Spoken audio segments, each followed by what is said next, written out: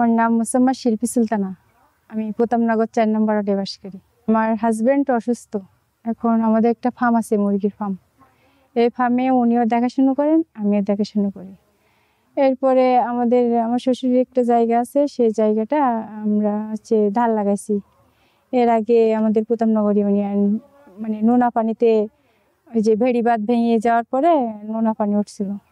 এই ফার্মটা মনে করেন আমরা ডিলারের মাধ্যমে যে ব্যবসাটা করি, এটা বাকি ব্যবসা করি। আমাদের কোনোবার যদি 2বার যদি লাভ হয়, একবার একটা লস হয়, তখন আমাদের সংসারটা তো চালাতেই হবে। তাও আমরা এই ধান লাগাই। এই ধান থেকে যে ফসলটা আসছে আমরা সব সময় লাগাতে পারি না, কারণ বৃষ্টির সময় লাগাতে পারি না। আমাদের এই বৃষ্টির পানি থেকে আটকানো থাকতো, তাই আমরা লাগাতে পারি না। বোলাকে ধান লাগাইছি, যে ধানটা পাইছি গত 2 বছর লাগাইনি, এবার লাগাইছি লাউ, মিষ্টি কুমড়া, চিচিঙ্গা, ঝিঙা, তারপর আপনার যেগুলো মাটিতে চাষ হয়, বিটকপি, ওলকপি। সংসারে এই যে সবজির চাষ, এটা কেনা লাগে না। আমরা এখন 3 জন আছি পরিবারে। আমার একটা বাচ্চা আছে যে চেয়ারম্যান সাহেবের মাদ্রাসায় পড়ে। আমাদের কৃষি অফিস থেকে ইউনিয়ন পরিষদে মানে ধানের একটা দেয়, ধান দেয়। এর ধান থেকে এই ধান আমাদের চেয়ারম্যান সাহেব যখন ইউনিয়ন পরিষদ থেকে বিতরণ করেন, তখন আমিও পাইছি ওই ধান। 10 কেজি দেয় কোনোবার। আর যে গতবার যে লুজটা ছিল, ওটা দিল 5 কেজি। ওই ধানটাই লাগাইছিলাম। আর এরপরে যে এই ধানের প্যাকেট, ওই ধান দিচ্ছে আমাদের 2 কেজি, সেই ধানটা লাগাইছি। ছাগলও পালি, যখন আবার অনেক সময় আমার সংসারে বেঁধে যায়, তখন ওই ছাগলও 2টা একটা বিক্রি করি। এভাবে আমার সংসার চলে। আমার লাউ পর্যাপ্ত পরিমাণে এবার নষ্ট হয়ে গেছে। মানে গরু খাওয়াইছি, মানুষের দিয়ে দিছি এলাকার প্রতিবেশীর, আর বিক্রি করতে পারিনি।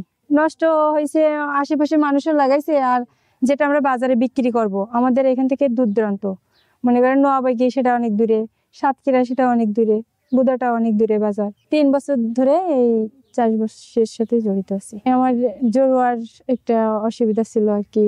তারপরেও আমার হাজবেন্ড যখন অসুস্থ, আমার সংসারটা তো চালাতে হবে, বাচ্চাটা তো বড় করতে হবে। তো আমার ডাক্তারের ডোজ লেগে 1 মাসের ওষুধ খাওয়া, সেখানে আমি হয়তো 5 দিনের ওষুধ খাই। আমার ব্যাংক থেকে, কৃষি ব্যাংক থেকেও লোন নেওয়া, মানে এই জমির কাগজপত্র রেখে কৃষি ব্যাংকের থেকে লোন নিয়েছিলাম। লোন নিয়ে এই মুরগির ফার্মটা করছি।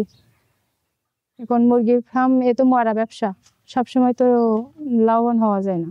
হ্যাঁ, অনেক ধরনের বড় অসুবিধা বলতে, আমার এই মুরগি একসময় মানে ফার্মে রোগগ্রস্ত হয়েছিল, তখন ডিলার বিক্রি করতে পারিনি। সেই সময় বিক্রি করতে পারিনি, না পারার পরে উনি আমার ফার্মের থেকে যখন মুরগিটা নিয়ে চলে যায়, তারপরে আমি ওনার কাছ থেকে 1 লক্ষর মতন একটা টাকা ধরা খাওয়া। ওই টাকা আমি এখনো পরিশোধ করিনি। কিভাবে পরিশোধ করব? কারণ সেই ডিলারের সাথে আমি বলছিলাম যে, ভাই আমি তো ব্যবসার মাধ্যমেই লস খাইছি, আর আপনার ভাই তো অন্য কোনো ইনকামই করতে পারে না, তাহলে আপনি আমার আবারও ঘরে মুরগির বাচ্চা দেন, আমি সেটা পেলে আপনাকে কিছু দেব। যখন বিক্রি করব, তখন আপনার টাকা ওর থেকে আপনি কিছু নেবেন, আর আমার সংসার খরচ কিছু দেবেন। ওই যে বাসাটা আমি তৈরি করছি, আমাদের পাশ থেকে, জমির পাশ থেকে আমরা মাটি কাটছি, ভাই আমি 2 জনে মাটি কাটছি। কেটে আমরা একটা ভিট বানাইছি মাটির। বানাই আমরা কয়টা বাঁশ কিনছিলাম ওই সময়। ওই খামারের মুরগি বিক্রি করি, কিছু টাকা দিয়ে আমরা কয়টা বাঁশ কিনি, রেলিং দিয়েছিলাম বাঁশের দিয়ে। আর ওতে আর অল্প কয় টাকা দিয়ে ওই যে গোল পাতা কিনি, ছাউনি দিছি। যে সংকেত দেয়, আবহাওয়ার সংকেত, যে অমুক দিন ঝড় হবে কি বৃষ্টি হবে, তখন মনের ভিতরে একটা আতঙ্ক চলে আসে যে এর থেকেও জোরে বাতাস হলে তো আমার ঘরটা উড়ে যাবে। তারপরে তো কিছু করার থাকে না, আমার তো আর্থিক নেই যে আমি সেই আর্থিক দিয়ে একটা ঘর তৈরি করবো। আগে যে বৃষ্টির পানি না যাওয়ার কারণেই পানি উঠতো। এখন আমাদের এলাকার চেয়ারম্যান সাহেব পাইপ একটা সিস্টেম করছে, এই পাইপ দিয়ে পানি চলাচল করে। এর জন্য আশেপাশের পানি যখন কমে যায়, তখন আমার পানিটাও কমে যায়। শীতের সময় তো মনে করেন কম্বল কাঁথা দিয়েও মশারির পাশে ঘিরে রাখতে হয়, তা নাহলে তো বাতাস ফিরফির করে ঢোকে। আমার তো একটা বাচ্চা আছে, ঠান্ডা লাগবে সেভাবে।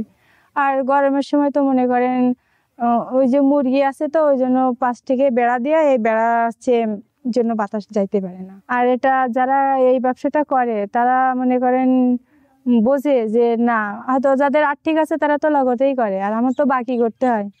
5 জন মানুষের দিয়ে খামারে মাল দেয়, পরে মাল আমার দেয়। আমার এটা হচ্ছে প্রধাননগর নিরাপদ ডিপ টিউবওয়েল আছে আমাদের এই প্রতাপনগর ইউনিয়নে। এর জন্য মানে ভালো পানি আসে, সুপ্রিয় পানি। আর এনজিওর ভিতরে ওই যে উন্নয়ন প্রচেষ্টা থেকে একটা ছাগল ঘর পাইছি। আমার ছাগলগুলো রাখতে অনেক কষ্ট হয়ে গিয়েছিল, তো ওনারা দেখে আমাকে একটা ছাগল ঘর দিয়েছে। প্রতাপনগর এলাকার দিকে একটু সুনজর দেবেন, তাহলে আপনারা আমাদের মতো অসহায় মানুষকে খুঁজে খুঁজে দেবেন।